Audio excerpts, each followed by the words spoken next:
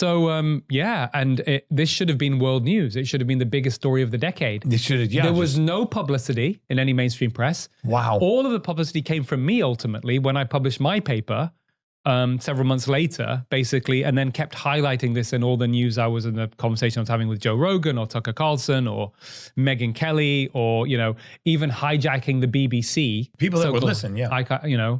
Which I did in the beginning of 2023. Yeah. I said, well, the reason we're talking about statins is because we've got this excess death rate going on in the UK that people are trying to understand. And almost certainly the COVID vaccine is playing a role.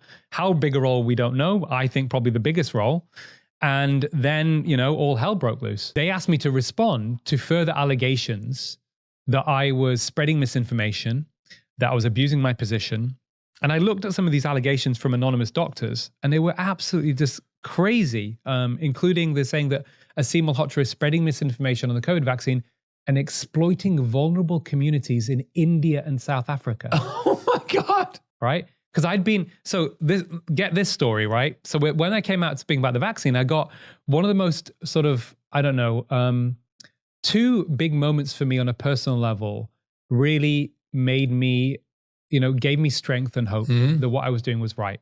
The first one, just after I published my paper at the end of 2022, I went on GB News in the UK and to say that we should suspend the vaccine. This was September 2022.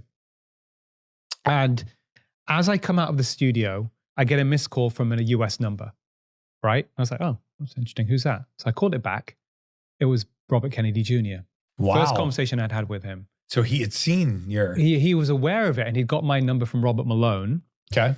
And he basically said to me, Dr. Malhotra, it's Robert Kennedy Jr. here. I want to thank you for your courage. And I was like, wow. I said, it's an honor to speak to you. And that's how we initially connected. So there was that. Wow.